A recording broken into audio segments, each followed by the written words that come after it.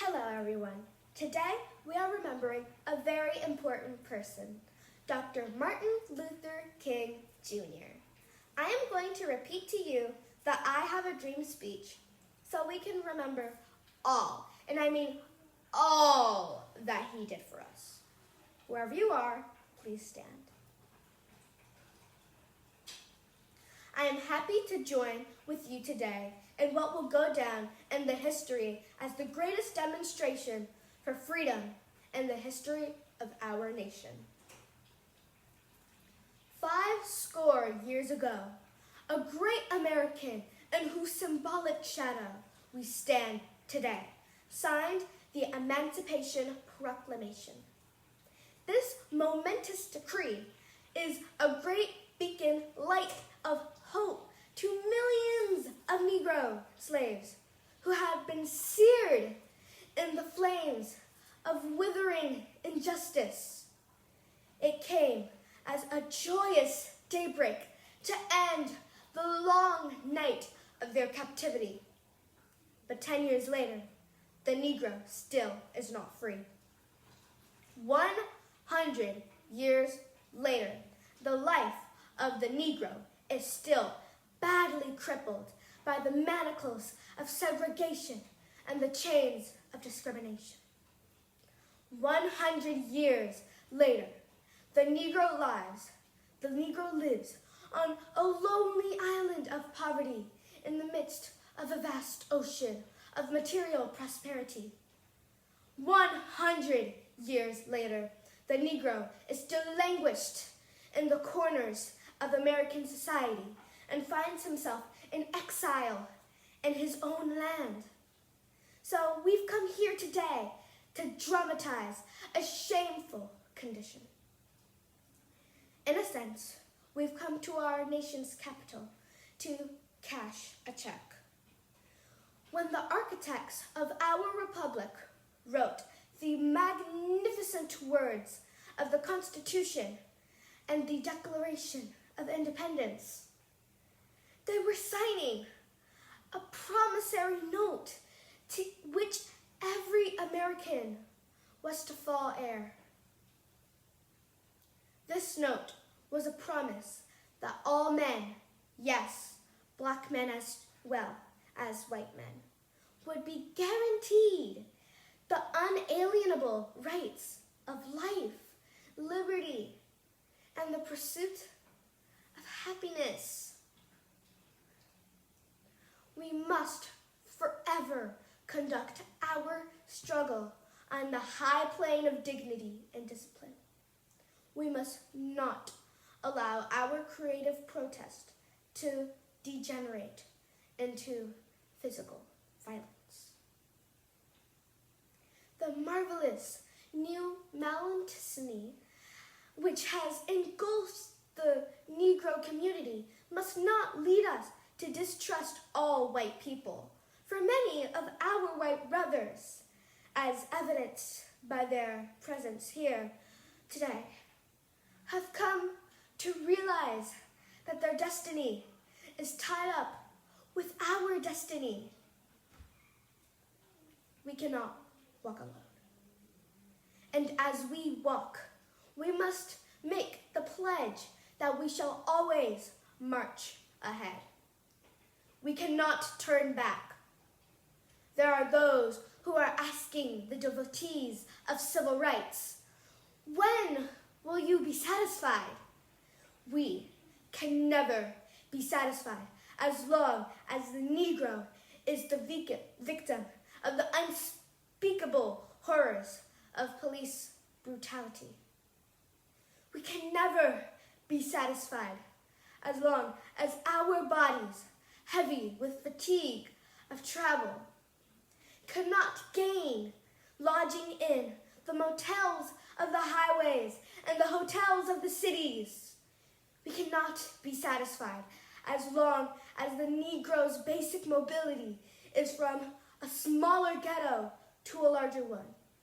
We can never be satisfied as long as our children are stripped of their adulthood and robbed of their dignity by signs stated, for whites only. We cannot be satisfied as long as the Negro in Mississippi cannot vote and the Negro in New York believes he has nothing for which to vote. No, we are not satisfied, and we will not be satisfied until justice rolls down like waters and righteousness like a mighty stream. I say to you today, my friends, even though we face the difficulties of today and tomorrow, we still have a dream. It is a dream deeply rooted in the American dream. I have a dream that one day this nation will rise up, live out the true meaning of its creed.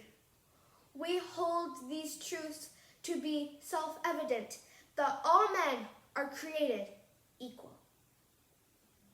I have a dream that one day on the red hills of Georgia, sons of former slaves and the sons of former slaves' owners will be able to sit down together at the table of brotherhood. I have a dream that one day even the state of Mississippi, a state sweltering with the heat of injustice, sweltering with the heat of oppression, will be transformed into an oasis of freedom and justice. I have a dream that my 4 little children will one day live in a nation where they will not be judged by the color of their skin, but by the content of their character. I have a dream.